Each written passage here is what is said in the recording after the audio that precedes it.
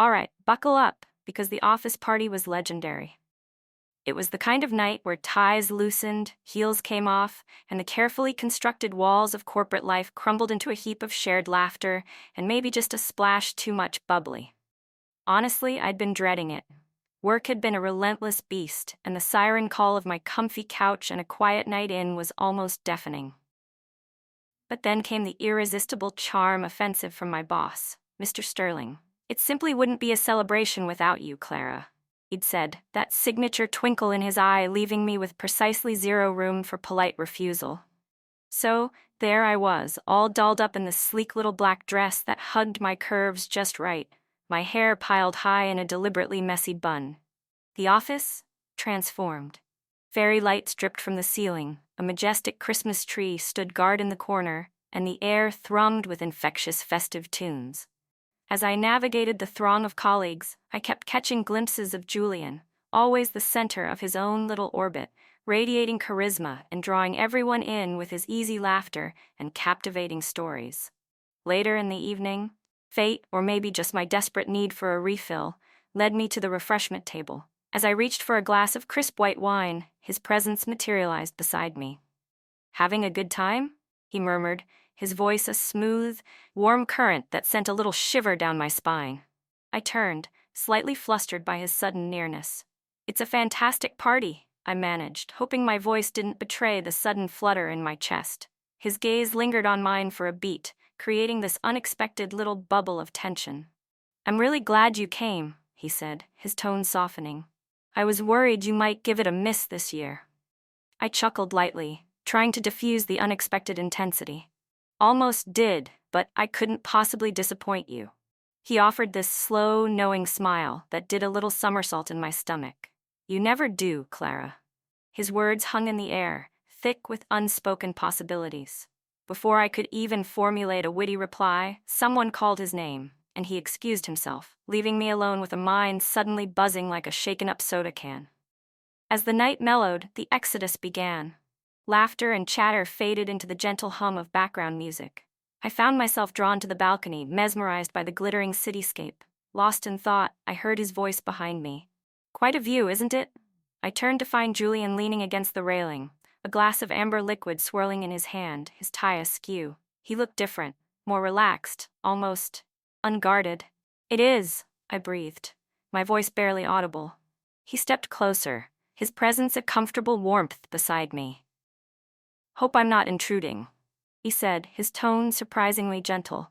"Not at all," I replied, surprised by the genuine feeling behind my words. For a moment, we simply stood in comfortable silence, the city sounds filling the space between us. Then he spoke again, his voice dropping. "You know, you're one of the things that actually makes me look forward to coming into the office." I turned sharply, caught off guard by the unexpected intimacy of his confession. I don't know what to say," I stammered. "You don't have to say anything," he replied, his eyes locking with mine. "I just wanted you to know." There was something in his gaze, a vulnerability, a yearning that I hadn't seen before. It was like the carefully constructed walls he usually kept so high had suddenly crumbled.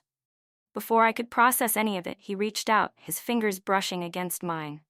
The touch was fleeting, electric, sending a jolt straight through me. "I should go," I said, my voice trembling slightly. He nodded, stepping back. "Of course. Good night, Clara." As I walked away, my heart hammered against my ribs, a chaotic drumbeat against the quiet night. I couldn't shake the feeling that the landscape between us had irrevocably shifted. The next morning, a strange unease settled over me. The memory of our balcony conversation replayed in my mind, the weight of his words a tangible presence.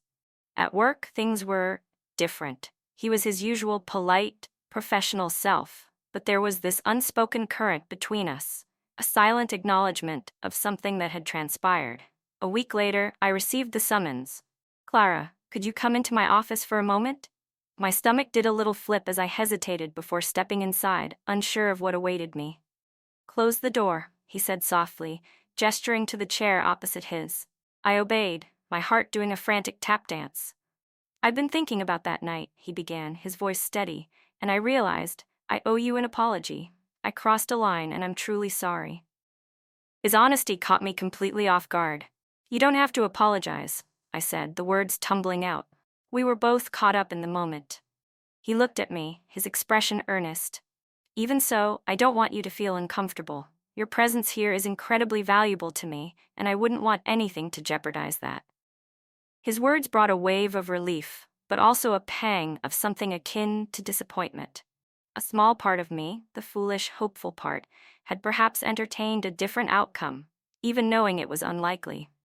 I appreciate that, I said, offering him a small, genuine smile.